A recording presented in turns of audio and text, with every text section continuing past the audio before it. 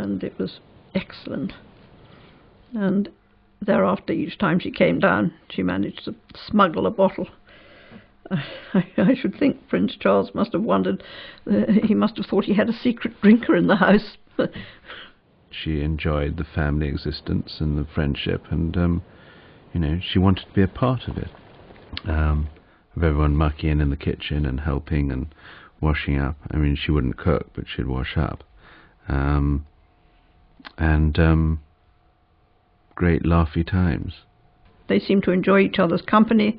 They seemed to be relaxed in each other's company, and it was fun. Diana sat back in the chair and looked up and looked around, and she said, "Christ, this is such a lovely place." Sometimes I used to borrow my car because it was a little less conspicuous to go off rather than her rather smart green Jaguar. We'd go for a walk along the beach at Budleigh Salterton, along the pebble beach there. So, as near as damn it was sort of normal existence, yeah. She would say, it'd be great to just be an army wife. That's what she wanted. That's what she said she wanted. And to, find somewhere that's cosy and comfortable. A bit of a sort of a dream house, a dream cottage. We spoke about that at length quite often.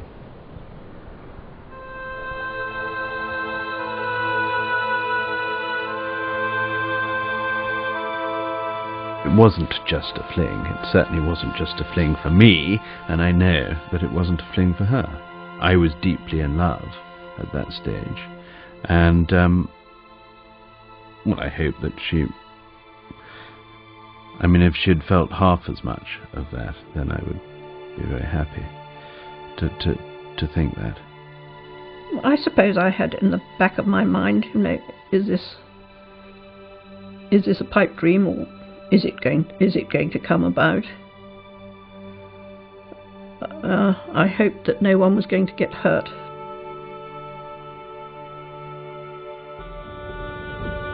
Back in London, Diana's public life was changing. She received hundreds of requests to become patron of charities. The Middlesex Hospital was about to open a pioneering AIDS unit.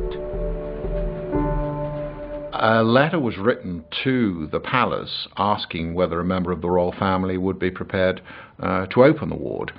And I think we actually expressed a preference for Prince Charles, and we got a letter back saying no, he was too busy, but would we consider the Princess of Wales? And we jumped at it. The media were absolutely everywhere. She was very nervous, and I have to say we were very nervous. She came in, we did a very short seminar for her, and then we took her into the ward. In 1987, panic about AIDS had turned those suffering from it into outcasts. Some believed that the disease could be transmitted by a casual touch. The moment somehow she started sort of meeting patients, she did relax. And of course there was that very famous photograph of her shaking hands with a patient who had AIDS, and that was wired all over the world. It made a tremendous impact, just a member of the royal family touching someone. It was a colossal impact. Shouldn't have been, but it was. But Diana believed that the rest of the royal family were uneasy about her success. She told me that, I think they're jealous because I seem to be more popular. There was definitely friction in the family. Actually, there were times when she was frustrated, so much so that, she would become unguarded in her criticism, for example, towards the Queen. She would say, the Queen doesn't appreciate what I'm doing. She's not helping me. I try to... she strongly felt that she wasn't getting any support from above. The phone might go, and it would be Diana ringing from some outlandish place to see how we all were. And it wasn't just a sort of 3-minute sort of, hello, how are you? I'm here in such and such a country. But she would, want to know what one had been doing, and she'd chat away and say most probably what she'd been doing or what she hadn't been doing. And it was like, well, just as if she wanted to make contact back home. Diana and James Hewitt tried to live like a normal couple whenever possible. Hewitt regularly stayed with Diana at Kensington Palace and Highgrove. Policeman would open the barrier and said, "Oh yes, we're expecting you," and park outside their apartments. There were times where I arrived before she had returned, and she'd come in still fairly hyped up and bubbly and excited, and the whole place would light up and change, and she'd come over and hug me and say, "I can see you've started on the whiskey already," or something like that. And there was always a joke and a laugh and a kiss, and it was just wonderful. I mean, it's just wonderful existence. Prince Charles and Diana were apart not only for some weekends. On weekdays too, they often had separate engagements, and Diana had become a confident solo act. The contrast between the early Diana, terribly nervous, anxious, and the Diana in later years was extraordinary. I remember there was this big event at Buckingham Palace. Lots of people who'd paid £1,000 a head to be there. And she just looked at me and she said, "Let's plunge in, Vivian." Held her nose and said, "Here we go." And off she went. And utterly confident to work a room. Diana's confidence was boosted by the fact that her affair remained out of the newspapers.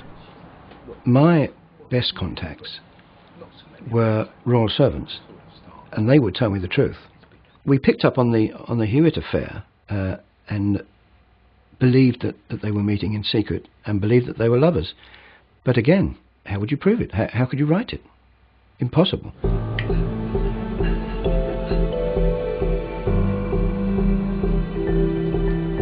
Prince Charles and Camilla Parker Bowles risked being seen together at society parties. Diana and James Hewitt were also seen in public together. She said, "Well, what are you doing this weekend? Can we go down to Devon, or will you come to Highgrove, or whatever?"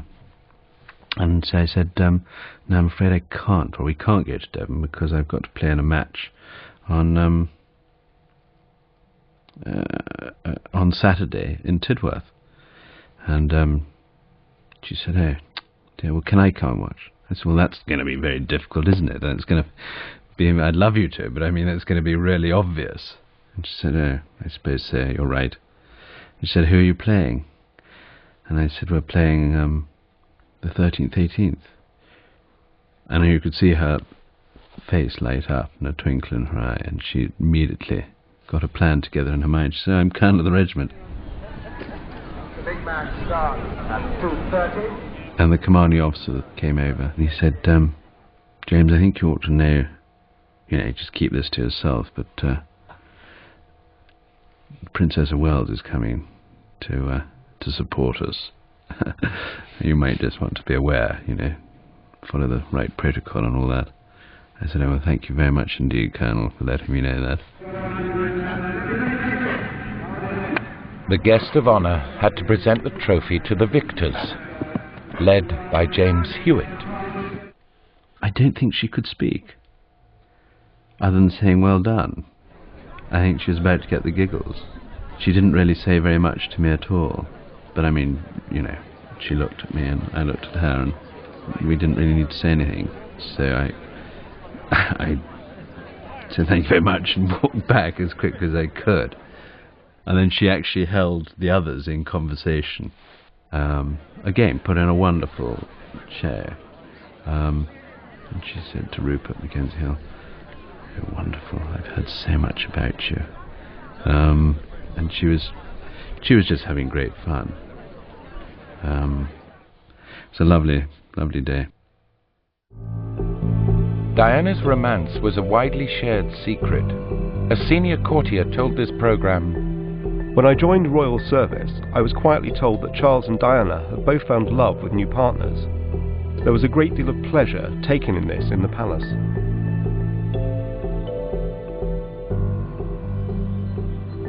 I suppose it was quite weird being at Highgrove. It was far harder to relax there, of course, than, for example, in Devon, because there were staff there, and with all that entails. Those who work there, kept very much in the background.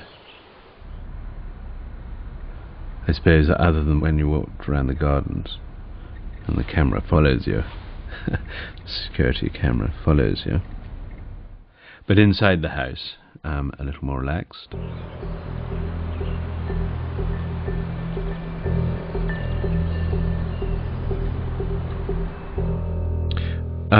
Diana told me that she had discussed our relationship with her husband. It was a tacit understanding between Diana and Charles that I was a part of her life in the same way that Mrs. Parker Bowles was a part of Prince Charles's life. Not only that, suggesting that it was understood by those who are in political authority and over us, and security, and the household, the royal household. You know, those three factions knew about it. They knew the extent of the relationship, yet nothing was done, no approach was made to stop it. Now, that to me means that there is some kind of approval. Aristocratic, well-bred families have, when their own marriage has staled, or they've grown bored with one another, or it hasn't worked out, for whatever reason, they traditionally have not divorced, but they have pursued relationships elsewhere and remained together for the sake, in aristocratic families, for the estates and the inheritance, and for the children. Now, it seemed to me that this is what they had.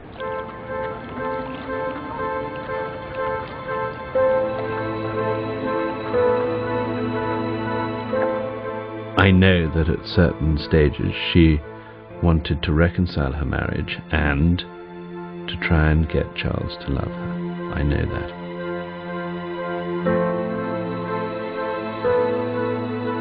You know, I didn't relish in it, but I would have been fine. I mean, it would have been, had she gone back to him, I think that would have been a good thing, if it had lasted. Absolutely. Absolutely.